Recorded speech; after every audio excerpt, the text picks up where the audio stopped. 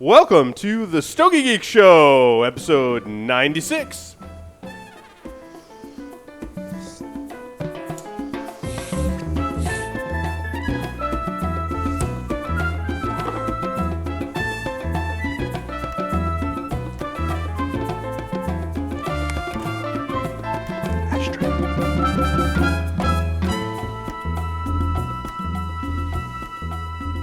This episode is sponsored by Mr. J's Havana Smoke Shop, located here in Rhode Island. They have an outstanding selection of premium handmade cigars. And by the Havana Cigar Club, located in Warwick, Rhode Island. It's a great place to enjoy a drink and a cigar. Stogie Geeks listeners can find a $5 off coupon by visiting our website and clicking the HCC logo. And by Debonair Cigars. Visit stogiegeeks.com/debonair for a list of retailers who carry Debonair. Buy some today and get a little more debonair. And by Ocean State Cigars. Try the J. Grotto Series cigar, including the Connecticut Shade Silk and limited edition J. Grotto Reserva lines. Visit them on the web at oceanstatecigars.com. Welcome, everyone, to this edition of the Stogie Geek Show. I'm your host, Paul Asadorian, joined by the illustrious crew here at Stogie Geeks. Mr. Mark, I get tangled up in my wires, Maloney Jr. Welcome. You broke out a sweat doing all that before the show, dude. That was awesome. I'm out of breath and sweaty. I'm going to hide behind these liquor bottles for a little while. Yes. How you doing tonight, aside from your little snafu? I don't have strep throat. That's awesome. That's a plus. That is a plus. So that's good. Good to be back. Yes. I see you're back in style and fashion. And you're smoking. It looks to be a vintage. I don't know Cuban. how much longer I'm going to be smoking this, to be honest with you. Is it plugged too? Yeah. Is that you the touched it? You ruined it. I gave it. Oh, you're touching Mark's cigars It's got again? the Paul curse on it, and it's plugged. Because you tried to give me 2 or 3 of those, and they were all plugged. What is that you're trying to smoke for our listeners out there? Romeo and Julieta, limited edition 2007, Scudos. I am no longer trying to smoke that. Wow, that was pretty quick. If you have the opportunity to buy Romeo and Julieta Edition Limitada 2007s, don't, because that's like the 4th one that's been plugged. Will Cooper is on the lines via Skype as well. Will, welcome to the show. Greetings, everybody. Yes, nice to have you, my friend. Let's see. Are there any? Oh, we're introducing Epic Smokes.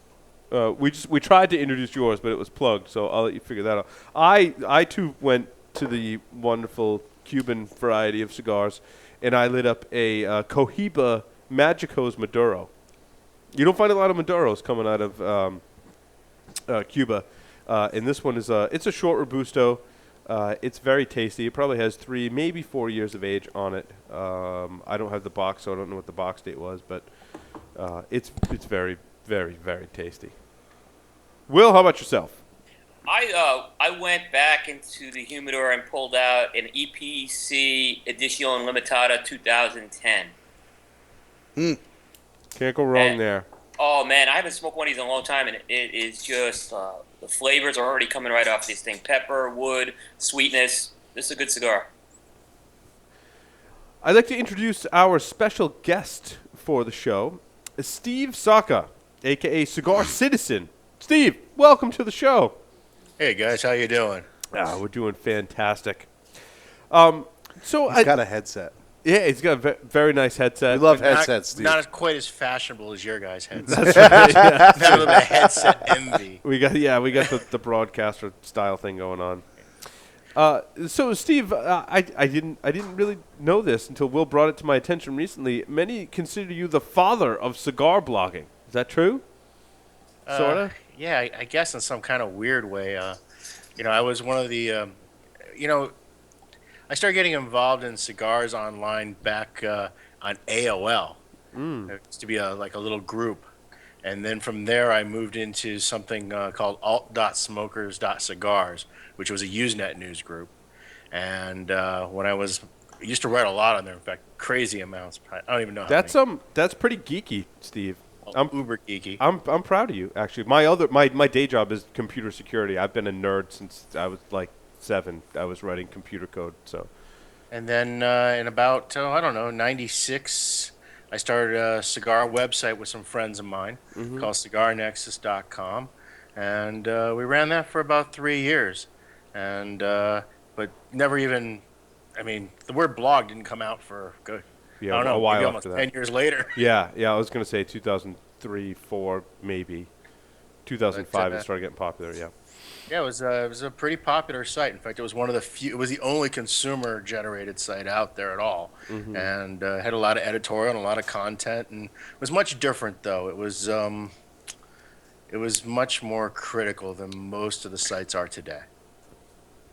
So you worked for JR Cigars, which it holds a special place in my heart, right? Because when I was in high school, I would go down to North Carolina to visit with family, and that was one of the stops that my dad and I would always make, because we'd always go to JR Cigars, actually the one in Statesville, North Carolina, and buy cigars, buy lots of cigars. And Yeah, that Statesville store, what a dump, huh? yeah. I was trying to be nice. They actually redid their humidor. I went in there like last month. I went and visited. Yeah. My dad lives in North Carolina now, and I went and visited. They actually redid their humidor. Yeah, the humidor is now nice, but Yeah. the rest of the store is still the rest of the store. Right. My son didn't really care. The deal I had with my son was if I bought him a toy, we could go there and we could go visit the humidor. So it was fine. It was fine. How so old is he? 20, 21, your son? No, he's 6. Oh, He was patient with Daddy. So you worked with JRs as a consultant. What were some of your responsibilities?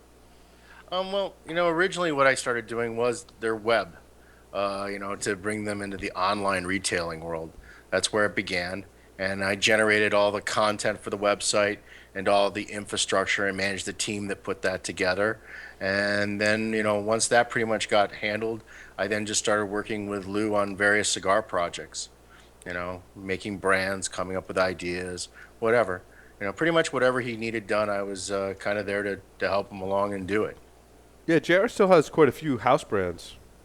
Yeah, JR was very big in the house brand. We probably created it seemed almost like there was at least 2 or 3 new house brands or special limited releases through manufacturers almost every single catalog cycle.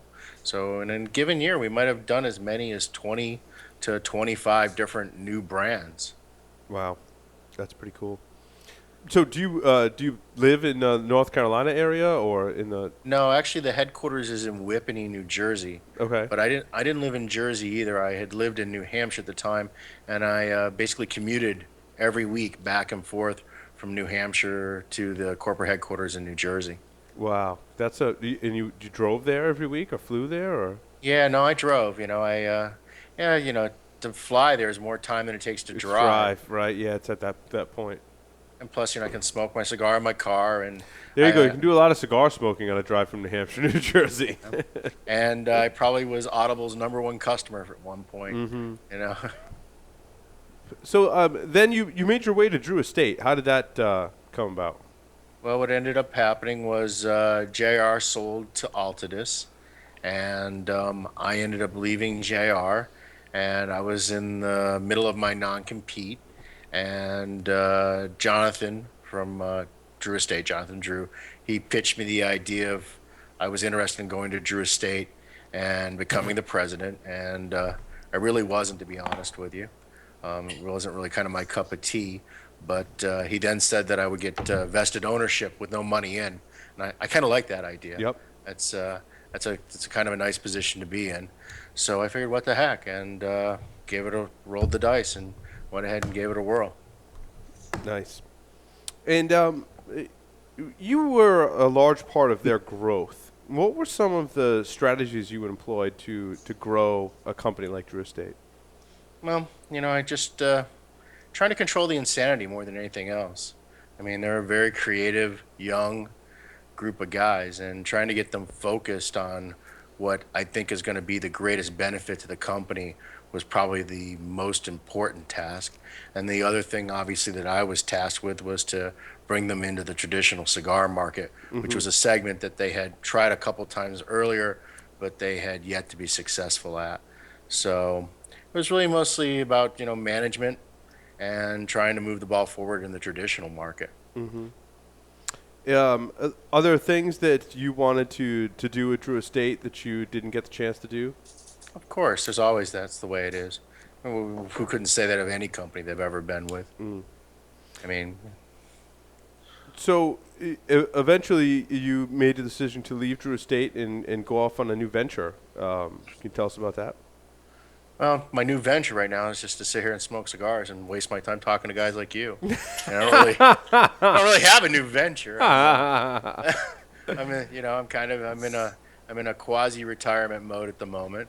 Uh, it got to the point with Drew Estate that I had pretty much achieved everything I wanted to achieve. I had made them successful in the traditional market. The company had grown more than eightfold from the time I had joined them. It was a real company at that point. Not that it wasn't when I got there, but it was much, much different. I think when I joined the company, they were maybe 250, 275 employees. When I left, we were close to 1,600. And, Liga Privada had gotten named the hottest cigar, according to CA. I mean, what more was I going to really do with the company that hadn't been done? And the truth is, I was getting a little burnt out. It's a lot of time. My wife living in New Hampshire, corporate headquarters in Miami, factory in Esteli, Nicaragua. You're constantly bouncing between all three, and then you have all the other stuff: tobacco buying trips and trade shows. And in the end, I didn't do a lot of consumer events, so there wasn't too much of that. But there were a few that I had to go to, and I was burnt, and I was ready for some time off. And so that was my plan, was just to take some time off. Were you a driving force behind a lot of their technology? You seem pretty technologically savvy, Steve. No, I'll actually say that was something that I wasn't. I was,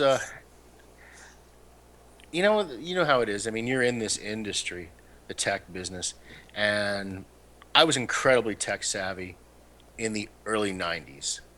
And through the 90s, I was there, but as time goes by, my skill sets have definitely whittled down. I become dumber every single day. And by the time I got to Drew Estate, even though I was more tech savvy than probably the rest of my compatriots there, it wasn't really where I wanted to put my focus. I really wanted to put my focus into the factory and into cigar making and into brand building and into those type of infrastructures that were going to propel the company forward. And to be honest with you, from a technological standpoint, there really wasn't a lot of improvements during my stay there. I think they've been doing a lot recently to try to move that forward, but it wasn't actually one of my primary concerns. So there's an opening for a CEO of Stogie Geeks. If you're interested, Steve, we should talk after the show. I think it'd be a great fit, actually. Really? Vested? No money? Absolutely. If that's the kind of deal you're attracted to, absolutely we'll make that deal. So the original Nica Rustica, Will, did you want to ask Steve about that? Because I think, Will, you were one of the ones to smoke the original pre-releases. Yeah. So Steve, I remember last year when we were down at Safari, you handed us the original Nica Rustica, and one thing I was really intrigued with was the whole idea that was using the Rustica strain of tobacco. Now, It turned out that they didn't use that in the final blend, but I have a couple questions. Can you talk a little about, for our audience, what that Rustica strain of tobacco is, and do you think there will be a place someday for that in a premium blend? Well, let's make this okay. Let's start with the basics. Rustica, there's basically, I mean, as you guys know, there's a wide variety of tobaccos, and there's something like 67 to 69 different species of tobacco, depending on which botanist you talk to. And out of those 67 to 69, there's really only two strains that are smokable. It's the Tabacum strain, and then there's the Rustica strain. The Tabacum strain is from which all tobaccos, whether it be cigarette or pipe or cigars, all of those are the cultivated strains which everybody buys and smokes. The other smokable strain is the Rustica strain, and the Rustica strain is a wild-grown tobacco. It's not cultivated, and the reason it's not cultivated is it's very low yielding, doesn't provide much leaf, so there isn't a lot of volume and it's not economical to do so. But yet it still grows wild in all of the heavy tobacco producing regions, particularly in South and Central America. And you can find it pretty much growing in like ditches, much like poison ivy and poison sumac and things like that. And what happens is the locals will take that rustica and they'll actually hand pick it and then they'll sun cure it themselves and they'll make it into a crude chair root and they'll smoke it. So this, smoking of rustica tobacco, even though it's not commercially viable, it's done all over the world in these third world countries. It's quite popular. And so it's a unique tobacco. It's a little sharp. It's a little stringent. It's got a very unique peppery flavor to it, and it's definitely harsh. There's no doubt about it. There's a harsh quality to it, but it does have its own unique characteristics. And so, in the highly competitive market of, premium cigars, you're always trying to find something that's going to separate you from your competitors. Because, I mean, in the end, we're all pretty much taking, dried up weeds and rolling them in a tube and slapping a band on it and saying, please buy this, sir. So, trying to come up with something that's going to make you different than the other guy. So I think that even though maybe Rustica in itself wouldn't be something that I'd want to particularly make a whole cigar out of, using it as a single ingredient in a premium handmade blend, I found it appealing. And so I think that there is a market for it. But of course, that's the geek in me, because you listen to the story I had to tell you to even explain to you what it is. I like that type of detail. Is it going to resonate with the average Joe cigar consumer? Is he ever going to have any clue that that's there, or what it is, or why it is, or the fact that you're saying to him, "Hey, this is harsh. This grows in a ditch. This isn't cultivated on purpose." I mean, that may not be an appealing selling factor, but the cigar geek in me, I find it very intriguing because I know it's a way that one of my favorite products, cigars, are consumed by indigenous people all around the world. So yeah, do I think it has a place? I do. I think probably 99.99999% of the companies would absolutely disagree with me. Yeah, now it turns out they didn't use the Nica Rustica strain or the Rustica strain of tobacco in the final blend. Is that true? I don't know. That's what I was told. But at that point, I had already left, and they had made the blend change right before the trade show. And why they made that blend change, I don't know. So how did you get involved with blending cigars? What were some of the ways that you kind of got into that whole process early on? Well, I think the first time I had any experience with blending, I still am, but I became very good friends with Ernesto Perez Carrillo in the early 90s. Um, La Gloria used to be one of my favorite cigars, and I used to make trips to South Florida. And it was before he blew up and he was in the magazine and the whole nine yards. I mean, he was really just a very poor, Calle Ocho cigar maker, just struggling to get by. But I was so cigar crazy that I used to always make him, sit and talk to me, and we became friends. And kind of my first exposure to blending was just through the conversations and him going through the leaves with me, and basically taking me under his wing and showing me what was going on. And then when I had the benefit of, from there, because I was just so cigar crazy, I was making trips to the Dominican and Honduras entirely on my own, separate of anybody, just on my own dime. And back in those days, nobody was doing it. I mean, when you talk about, there was no magazines, there was no websites, there was no anything. So for some gringo to come knocking on the door of a factory and say, "Hey, I'm interested. Could I see what's going on in here?" It was like unbelievable. They were ecstatic that somebody cared. You have to understand this is where cigar aficionado deserves credit. It was a dying industry. It really was. When was it a dying industry, Steve? It was a dying industry going all through the 80s into the early 90s. I mean, it really, really was. And it was a very stagnated industry too, because I mean, in an average year, I remember the first time I walked in a cigar store and there was like a new brand on the shelf. It was like, are you kidding me? There's a new brand? Because we literally would go 2-3 years with no new brands. I mean, and now we're just the opposite. We're 400 new brands or 400 new whatevers a year. Back then there was nothing. So, when this white guy shows up in the Dominican and says, "Hey, I'm interested in seeing what you do and talking about cigars and whatnot," they were very eager, to share their passion with me.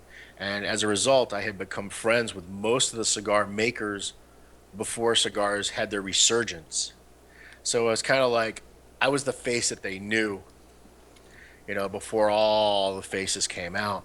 And as a result, I just, because I asked so many questions, I had the benefit of learning so much from so many different people. And so What it what was really a changed? great experience. And then, Yeah. that was furthered when I went to JR, because when you worked for Lou, then you had access to all the factories and all the top people. And because we bought product from almost every manufacturer at the time, you had that access to all those factories. There's very few cigar factories I haven't spent time in. When I think about it, I'm trying to think. Is there any major factory I haven't been in? Off the top of my head, I can't think of one. Steve, what you said? Cigars were kind of in a lull up until the early '90s. What changed to fuel that cigar boom, as we often refer to it as? There's no doubt that Cigar Aficionado popularized cigars again. You know, I mean, whether you like the publication, you don't like the publication, and Lord knows I've had my conflicts with them over the years, but there's no doubt that putting it front and center in that way, and having that publication, and having it done in a way that was done on the level of Wine Spectator, and making that investment had a huge impact. They really And, appeal to and the masses too, especially by having celebrities being featured in every issue. I'm not sure they did. Did they do that from the beginning? I don't know. I didn't read it back then. No, the first, I don't think the celebrity started until maybe like issue 9. I think the first 8 issues didn't have celebrities on it. It may have only been the first 4. But I mean, once they started putting celebrities on it, there's no doubt that also increased the appeal. And if you read the first, 8 issues or so, of Cigar Aficionado, I mean, it's very cigar intensive. Yeah. I mean, yeah. the content and look, the quality of the writing's always been good. Absolutely. I mean, even today, I mean, the quality of photography, the quality of the writing, the quality of the publication have always been exceptional from day one to the end. I mean, there was, you remember that guy from Screw Magazine, Al Goldstein? He came out with a cigar publication before Cigar Aficionado, like in the mid '80s. It was a total flop. You know, um, so there've been other people that have tried, but I think having that level of professionalism, it just amped the game up and it made it more accessible to the average To the person. average person, yeah. To say, oh, this is legit. Let me take a look at this. Dude, you think they really turn people on to new brands? You said, Yeah, I think because it revitalized the industry, it then created the opportunity for new brands. yeah. Yeah, I was going to ask you what you Because thought the order was. The price. And the other thing too is you got to understand that in the mid '80s, it had gotten to the point that handmade cigars had become a commodity item. And that meant was it meant that everything was being price controlled. In other words, for example, take a. I'm trying to think of a good brand. Yeah, what were some of the brands back then during the kind of lull, right? Was it Altadis Yeah, but in I'm going to general, take it or- even a step further. Let's take a brand like Antonio Cleopatra, ANC. Huge brand in the '50s. It was all handmade. It was a Cuban tobacco cigar, 100% Cuban cigar, just made in the United States by hand. But what they did is over the years they were always worried about losing their consumer, so they didn't want to raise the price of the product. So what they did is every year they just did something a little cheaper to keep the price point the same. And what you have is you have a brand that started off as a handmade Cuban tobacco cigar in the 50s, migrating by the time we get to the 70s into a machine-made cigar, is what ended up happening because they were so worried about the price being the main concern. So, and that's what we were seeing in the premium handmade business too. Price had pretty much taken over, and the quality of the products were going down and down and down, with the price being the ceiling because nobody believed that anybody would pay more. And they weren't seeing a reason to pay anyone who would buy more because the industry was shrinking. So they were satisfying that clientele. And when you had the introduction of the media presence that then boistered the image of the product back up again, it then gave room for people to come in and make new products using better quality materials that weren't as priced because the consumers are no longer as price sensitive. Now things went completely cockeyed the other way. I was going to say, we almost went the other direction completely, Yeah, right? it went completely the other way. It got crazy where one day cigars were $2, and then next thing we know, we got $12 cigars, and it was the same crappy cigar I was buying for $2 is now $12. So it had its negative effects too, but it also allowed entry into the marketplace a lot of products that never ever would have been able to get there because your smaller manufacturers could have never started up. Your importers, the jobber guys, the branding guys, they never could have even had a shot at it because they're essentially middlemen in the equation, adding cost upon cost. So it wasn't until the consumer was willing to spend those dollars, and almost the consumers that were willing to spend those dollars were all new consumers, because for them they had no preset they had no mindset of what a cigar should or shouldn't cost. What they knew was what they liked and what they didn't like, and what they liked cost X and what they didn't like cost Y, and they were willing to, broaden that range of products. So it had a huge impact because, without that influx of new consumers with new ways of thinking about the product, I don't believe the cigar industry would be viable even today. If you were to come out with a cigar today, Steve, what would be your assessment of the market? Would you tune a cigar for a certain segment of the market? Would you try and go to a broader audience? And what do you think of the different types of cigar smokers in terms of how you market a new cigar? You know, I wish I could say that there is no easy answer to that, because there's plenty of great cigars that are priced really well and packaged really well that fail. And there's plenty of really crappy cigars that are overpriced and yet they succeed. Yeah. So there's no guaranteed way to win or not win. I think that from my perspective, as a small manufacturer, I would not try to satisfy a broad segment. I've always been of the belief that what you want to do is you want to make a cigar that somebody's going to just really, really love and other people are going to really hate. Because when you try to make something that is going to satisfy everybody's palate, you're ultimately going to be making something that's mediocre or homogenized. Yeah. So a guy will say, oh, well, that's pretty good. That's decent. Yeah, I liked it. But they're not going to like it enough to open their wallet day in and day out and spend their hard-earned cash on. What I'd much rather is make a blend that maybe only 1 out of 100 guys really loves. But if he really loves it, then I got a good shot that he's going to be willing to hand over his hard-earned cash he worked hard for to pick up that product off the shelf. Yeah, I won't get the other 99, but that's okay. I can make something else for number 99 and number 98 and 96 and whatever. But I think it's really important to never try to make a cigar that satisfies everybody, because it's physically impossible and ultimately it's a failure. The only way that scenario works is when you have such a huge market share that you're satisfying so many consumers that you can have those type of products in your portfolio that satisfy that kind of middle ground. But as someone trying to launch a brand, I think trying to make something that's going to appeal to everybody is a huge, huge mistake. And I think sizes are a certain indicator of that too, right? And there's a couple of sizes I wanted to kind of get your opinion on and talk about different ones. I kind of make an assessment, and I'm going to talk about it later on in the show, about the Lancero size and kind of the resurgence of the Lancero. And then also on the flip side of that, complete opposite, we've got people making 80 ring gauge cigars. What's your assessment about where cigar sizes have been and where they're going? Well, I mean, look, cigar sizes historically have migrated from smaller to larger. I mean, at the turn of the century, I mean the 1900s, I mean, most cigars were under a 46 ring gauge. There was very, very few cigars that were over that.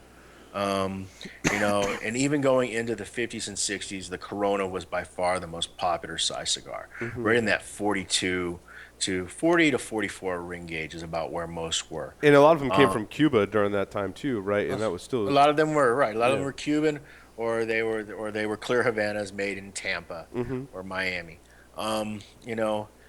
Over the years we have migrated to much larger cigars, which is actually, in my opinion, a benefit. It lets you make more intricate blends. I mean, the girth of the cigar does have a limiting factor as the complexity and the number of tobaccos that you can use within that barrel. So you can make a much more complex cigar when you're working with a 46, 48 ring gauge than you can when you're working with a 40 ring gauge. And you could even do more in a 52 than you can do in the 46, 48. So having that extra girth to work with is a big boon to the cigar blender. Um, you know, so going on to the Lancero thing, I'm not personally a fan of Lanceros for the most part because I find most of them to be rather simplistic. You're very limited as to the amount of tobacco that you can use in a Lancero. I find typically you're very lucky if you can get away with much more than two filler leaves. And even if you strip them in half, it's still really, you're very hard pressed because it's a very tight bunch to make. And it's a very difficult cigar to do on the bench. It's probably the most difficult one because it's very, very easy to twist the bunch. And when you twist the bunch, you end up causing a constricted airflow and you cause tight cigars. So the combination of having the issue of potentially constricted airflow and then the limited number of tobaccos, for me, I don't find Lanceros to be all that particularly intriguing. Now, if you have some particularly good tobacco that tastes very good by itself, you can make a good Lancero. But ultimately, it's very hard to make a complex Lancero. And it was actually something that I really struggled with when we were making the Liga Privada L40. And it's Yep. actually the reason why it's not a traditional 38. I increased it to a 40 just so I could get another half a strip of something else in the blend to give it a little bit more depth and complexity to the blend because I was so dissatisfied with everything we were coming up with in the 38. And ultimately, in the end, I wasn't really even all that excited about the 40, to be honest with you. It's actually one of my least favorite of the Liga blends. Now, on the opposite end of the spectrum, when you get into these cigars that I consider obscene, the ones that, you're getting into these 60, 70, 80s and whatnot, and pretty much for me, anything over 54 is really a problem. But, and the reason why it's a problem is it's very hard to get the combustion issue correct on those larger size cigars unless you're using a lot of mild tobaccos. Because in those larger sizes, they burn so much cooler that it's very hard to take heavy materials that I personally like to smoke. The heavier, Cuban seed Ligeros and particularly the Nicaraguan grown stuff and some of the stuff that's grown in Honduras and a few of the places like La Entrada.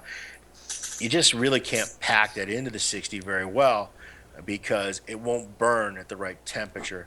Because essentially, cigars, when you smoke a cigar, you always pull the same amount of air. You don't change your draw based on whether you're smoking a Corona versus whether you're smoking a double Corona, right? You're always taking the same pull of air through it. But the cross section, the face of the cigar, is different in size. So the amount of air volume you're putting across that dramatically affects the burn rate of that cigar and in turn the combustibility. So to put it as a frame of reference, if you take a typical Corona versus a Toro, there's as much as 15 degrees of temperature difference between the surface of that cigar just when you smoke it. And when you increase it to 60 ring gauge, that problem even compounds more. So it makes it very hard to make a really good full-bodied cigar in those larger ring gauges. No, Steve, I'm sorry. So the darker, heavier tobaccos don't burn as well. Is that because they have more oils in them than the milder tobacco? It's a combination. It is because they have more oil, but B, just because they're physically thicker. Yeah, It's no different than a sheet of paper. Sheet of Right. paper that's super thin burns like this, and one that's a little thicker just kind of burns along, like a piece of poster board. So for me, combustion is critical because if you don't get even combustion, you can't get the blend to be smoked the way you intended it to taste. So for me, I'm not a big fan of the larger ring gauges. However, that being said, manufacturers love them. Okay, and the reason why they love them is because they get to charge so much more money for them, even though ultimately they don't cost that much more to make. I mean, it's a fallacy. In reality, the difference between making a Corona and a double Corona is about 18% cost at the factory level.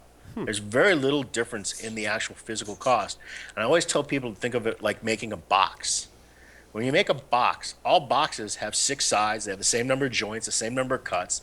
Making a box little or making a box big, the only difference is the linear board feet of wood that you use to make the box. And it's the same thing with cigars. All the work that it takes to make a Corona is identical to the work that it takes to make a double Corona. There's absolutely no difference. All there is the cost of the tobacco in the product. Now, you can't sell cigars where they're priced that way, where double Coronas are only 18% more expensive than Coronas, because no one would ever buy the Corona. Yeah. Okay, and as a factory, you just can't make double Coronas because you just can't buy big tobacco. You have to buy all the tobacco. So you have long leaves and short leaves and wide leaves and all these. So you have to make use of all of the plant. So you're forced, if you want to make double Coronas, you have to make Coronas too. It's all part of the same pie. So as a factory, when you look at it, is you're not looking at what it costs to make this cigar. You're looking at what it costs to make all the cigars within the given line. And then what you're doing is you're trying to cost average a profit out of it. And to make those cigars bought by the consumer, well, the consumer's okay paying $5 for the Corona that he smokes for 35 minutes, and he's okay spending $8 to $9 for the double Corona that he spends an hour and a half smoking. So for the consumer, the value's fair. Okay. The truth is, though, the guy smoking the double Corona is subsidizing the guy that's smoking the Corona. He's getting a hell of a deal. He's actually paying less than what he should. But if the guy didn't buy the double Corona or the guy didn't buy the Corona, neither of the two could exist without one or the other. So it's all in the same pie. It's Right. all the same game.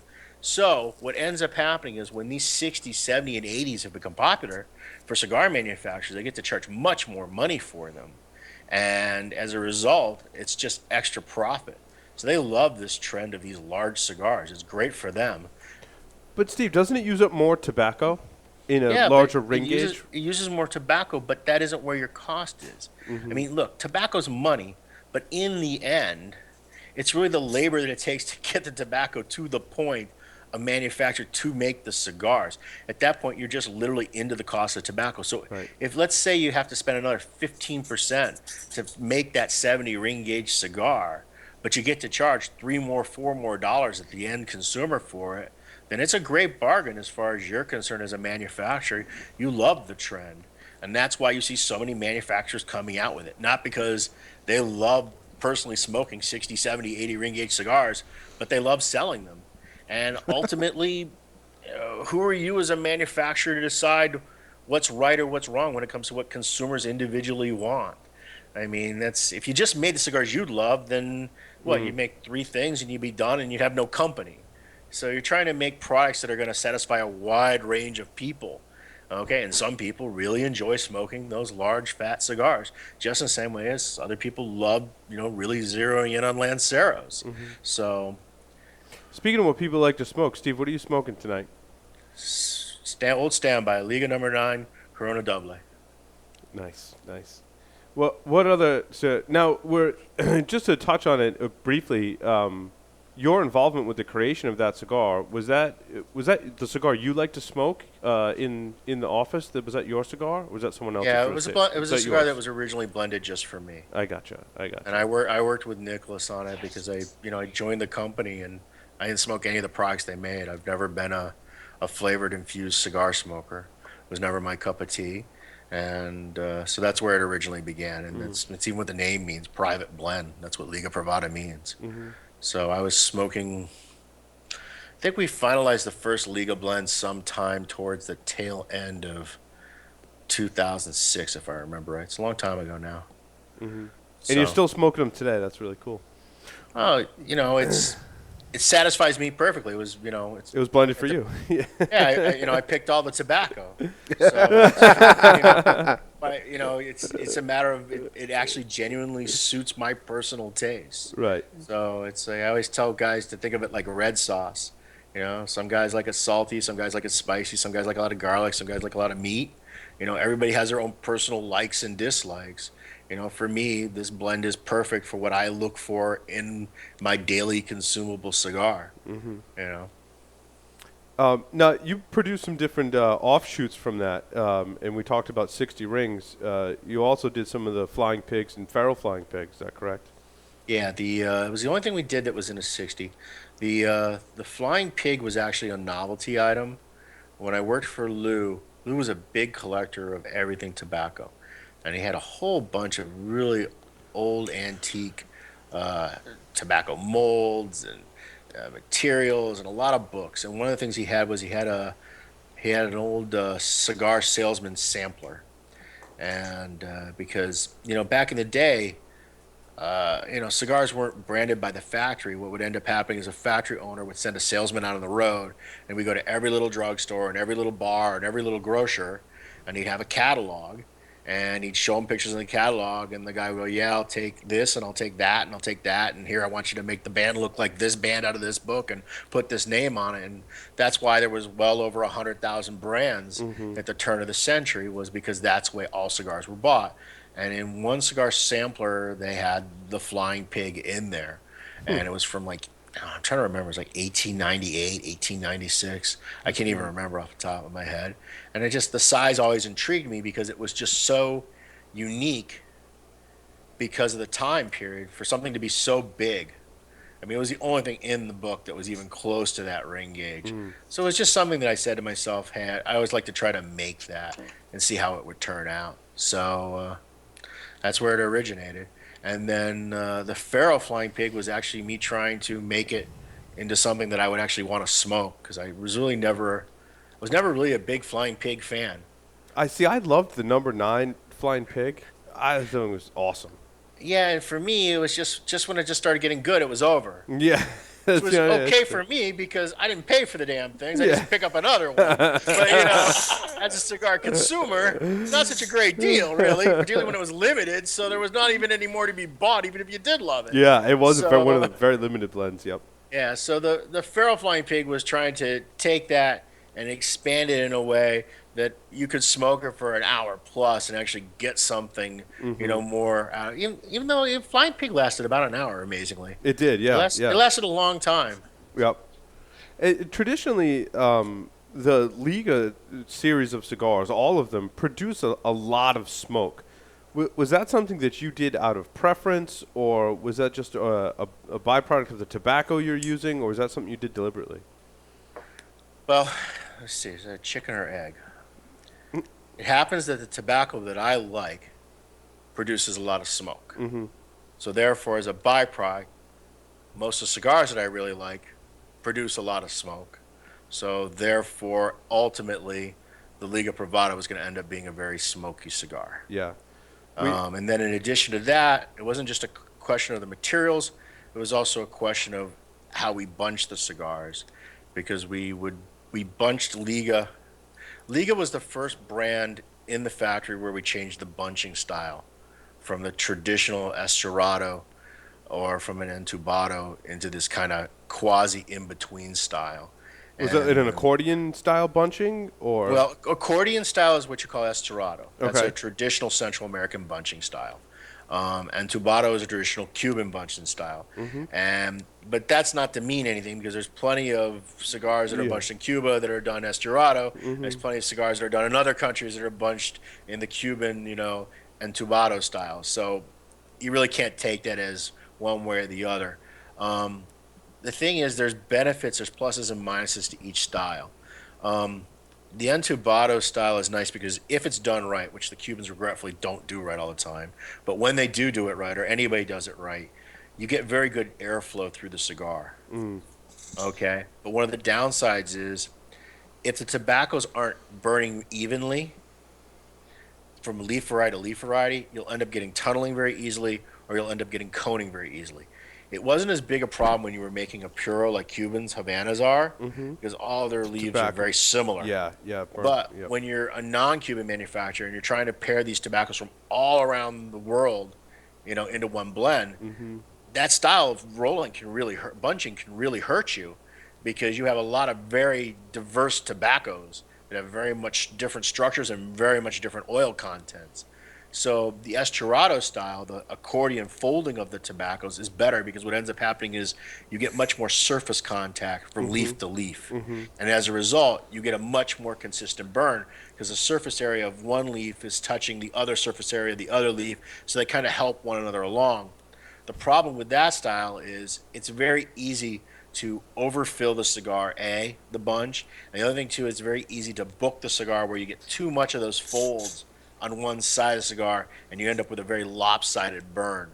So when we started making Liga, I worked with Nicholas and Lewis, and we kind of took that tubing style, but we made them much larger tubes. I called it lazy Entubado. So we ended up making the same round tubing, but not so tight, not that pencil kind of roll, but much more fat, more like a magic marker kind of roll. You know what I mean? So what ended up happening is we still ended up having the air channels of the tube, but we still had a lot of surface area of the individual tobaccos being compressed within one another. The other thing that we did different too is we took that traditional Cuban style where they lay the two binders on the table and they roll with the two binders. We actually didn't do that. We got rid of that second binder, but what we did is we actually made that into a usable component that we called base, and we used that as a secco base leaf that we'd actually take and we'd place in the hand and we'd fold it over and then fold it back in a wide accordion fold, and that would end up serving as the base in which these lazy tubes would get laid and on which you would then place them on the binder on the table to roll. When you tear the cigar apart, it looks like there's two binders, but in reality, it isn't a two binder construction as a Cuban cigar. It's really a one binder construction, but with this base configuration. It's almost So like in between a binder and a filler layer. it's kind of in between, but it's actually a filler leaf rather than a binder leaf to add a component of flavor. And also to help with the combustion, because we would always make that base a particular, we had a selection of Seicos that we would use for those, but that would help to really move the combustion level up. And in turn, the combination of tobaccos and this different style of bunching results in that kind of smokiness. And you see that through all of the Drew Estate cigars that have been the traditional ones, whether they be the Ligas or the Undercrowns or Herrera Esteli even. You see that amount, a lot more smoke than you're typically used to seeing out of a lot of manufacturer cigars. Yeah, which is appreciated with that darker, heavier leaf as well. You need Well, that it helps extra keep it combustion. burning. Yeah. Unless you're talking all the time, then you have to keep lighting. Yeah.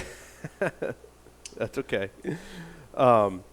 So what kind of cigars did you smoke? Did you like to smoke prior to joining Drew Estate, before you had your own personal cigar blended for you, which was awesome, by the way?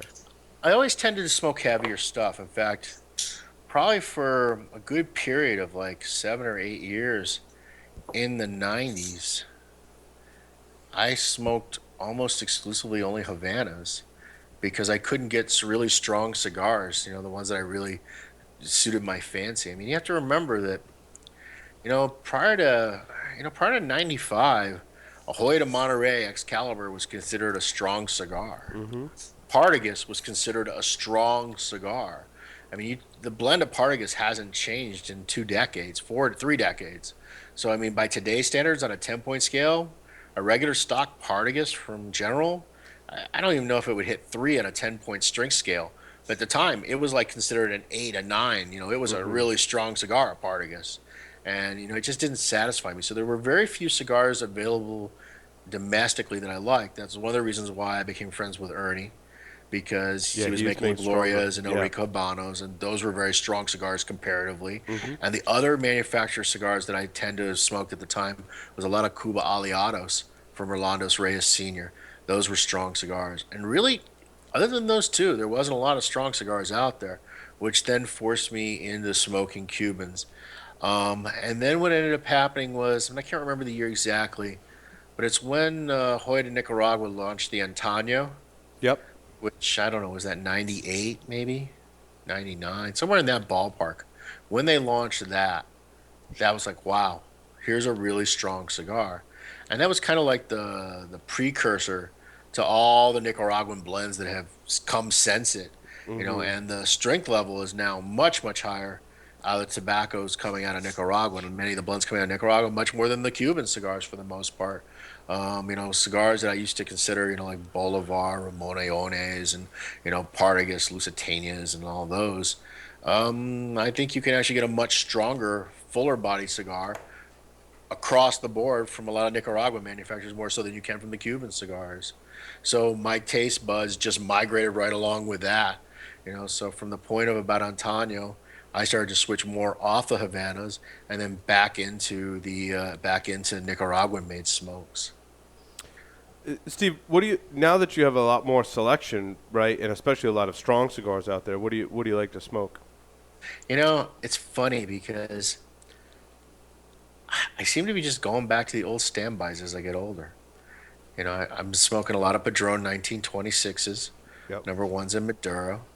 I've been I've been smoking a lot of like I've been on a kick lately with these Tatuaje, the blacks in the melamine jars. I've been really smoking a lot of Love that those. cigar. Yeah. Oof. Yeah, it's a good cigar. I've been smoking, more Papine. That's probably when I got a limited edition here. I'm gonna pick up some later and smoke tonight. So I really, I haven't been as experimentative as I used to be. Yeah. Yeah. I find as I get older, I've kind of zeroed in on what I like and what I don't like, Mm-hmm. and I don't feel the desire to try everything. I mean, I do. You know, I've been, I always try to smoke things my friends make and whatnot, but in the end, I always tend to regress back to what I already know I like. And the truth is, I smoke a lot of Liga Privada still. I really do. I mean, I probably smoke 2 or 3 Ligas every single day. Nice. So, other than your standing offer of coming to be CEO of Stogie Geeks, are you going to stay in retirement, or are you toying with some ideas of coming back to the cigar industry? I really haven't made a decision. I don't know. Retirement ain't so bad. I've been fishing a lot, traveling a lot, goofing off a lot. It's kind of nice. At the same time, it's hard to envision that I won't do something. I'm a little too young to really, really retire. Mm-hmm. I do know that if I do something again, I don't want to have 1,600 employees. Mm-hmm. Yeah, You we're only know, like 5 here at Stogie Geeks, so we meet that requirement. yeah. But if I was gonna do it, I'd like to have 5 good employees. Yeah, well, So I like to think we're pretty cool, so. I really I don't know. And one of the problems that it's funny. A lot of people get into this business because they don't know any better. They really have no clue what they're doing or what's involved. In fact, I'd say almost everybody that gets into it, that's the way it is. So it's kind of almost, it hurts you to actually know what it takes because you understand how much money it really takes and how much hard work there really is involved. And to be honest with you, I have to ask myself, do I want to do that again? At the age of 50, do I want to start and go through the labor and the effort and all the travel and the risk? I don't know. I really don't. At the same time, I love cigars. It's what I know. Mm-hmm. I can't imagine doing anything else. So it's either that or maybe I'll open a strip club. A cigar cigar bar strip club. slash strip club.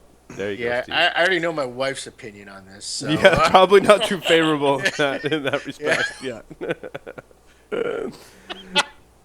Okay, so Will, did you have questions that you wanted to ask Steve? Yeah. I kind of just Yeah. deviated and was just having a conversation with Steve. I couldn't help No, it. not at all. You doing really good. I know we're getting towards the end of this, so Yeah, we got Steve, about 15 minutes left, and I want to make sure I ask Steve our silly questions as well. So Steve, putting a kind of on the topic of what's going on in the market, crystal ball, anything like trend wise you think we'll see this year coming out of IPCPR that maybe cigar nerds like myself could look out for, some trends that maybe we haven't hit on? well, this is going to be very embarrassing, but I honestly have not been paying any attention since I left. I really kind of divorced myself from the whole thing. So you guys are far more on top of what's actually going on now than I am. I kind of, wanted to take a little bit of a break and really kind of gather my thoughts. For me, I want to know what's going to happen with FDA. I mean, that's all I really care about because for me, which way the FDA goes is going to have such a huge impact as to what the possibilities are in the future. And not knowing that, I really think it's going to be a relatively stagnant year. I think you're going to see pretty much the same schlock that you've seen from the previous years. You're going to see a bunch of new brands get released, and I don't expect there to be any real tremendous standouts. I could be wrong. I hope I'm wrong, because you're always looking for something that's actually not just new but exciting and new. But I don't know. It's this having this cloud over the industry. It has a very chilling, dampening effect. So I mean, what do you guys think? I mean, what do you think's a trend? Well, right now I'm seeing coming into the show, Steve, a lot two rappers that really are just everyone's going to, and that's San Andreas and Ecuadorian Habano. And maybe I'll ask you, why do you think that that's such a trend? Right now, is the rapper that good? Is it Well, good business sense? it's good business, number one. Both of them are very, both of them are readily available, and both of them are good materials, and both of them are relatively easy to work with. So the combination of all three of those factors make them very appealing to a cigar manufacturer. San Andreas Negro has always been a very popular wrapper. You just weren't told it was San Andreas Negro. You were just told it was Maduro, or you were just lied to and told it was broadleaf, or you were even told in some cases that it was Nicaraguan. But that leaf has been very prevalent on a lot of products because um, it's relatively inexpensive from the field compared to other Maduro leaves like a Marron or like a particularly in broadleaf.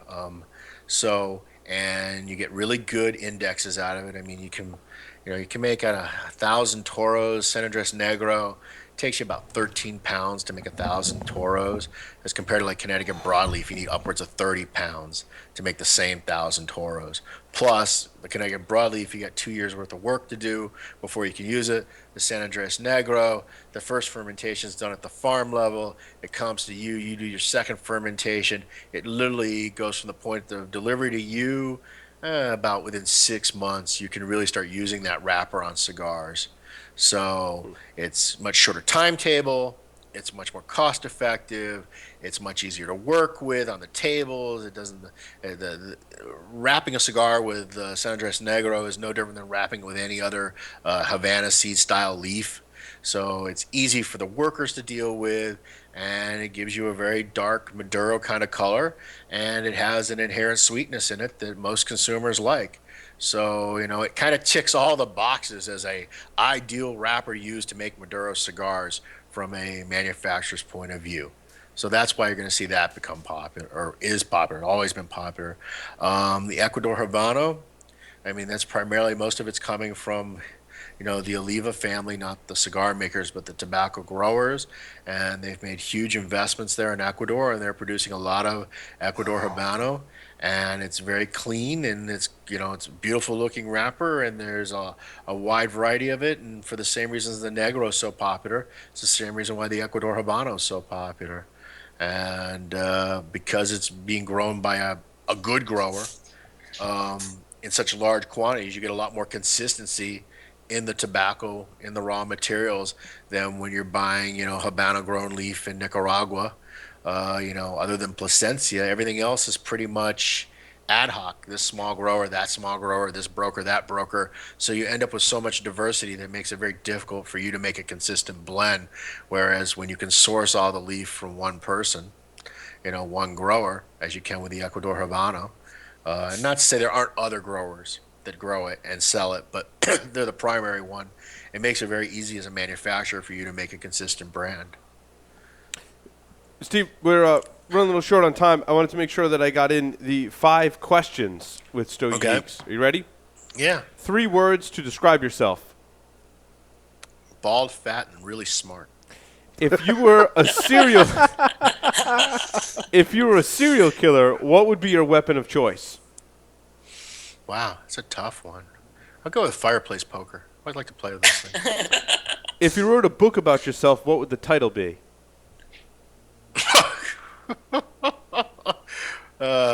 42. The answer to life, universe, and everything. Exactly. In the popular game of Ask Grabby Grabby, do you prefer to go first or second? Oh, I definitely want to go second. Pick 2 celebrities to be your parents. Oh, God. Jeez. I don't even know if I know 2 celebrities. 2 celebrities to be my parents. That's a tough one, I know. Well, let's think about this. Who would I want to be breastfed by? Yeah. So, I guess that's where you're going to start off, right? It's a good way of looking at it, though. I appreciate that. So, and then for a father, what trait would I want in a father? I don't know. I've been watching Ray Donovan, And boy, that John Voight guy on Ray Donovan, Oh, what a great show! what a prick that guy is. He's such a perfect dad. Oh, Yeah. one of our executive producers' answers to that question was Ron Jeremy and Bette Midler. Wow. Okay. It's kind of interesting. My answer to Yes. that question is Robert Downey Jr.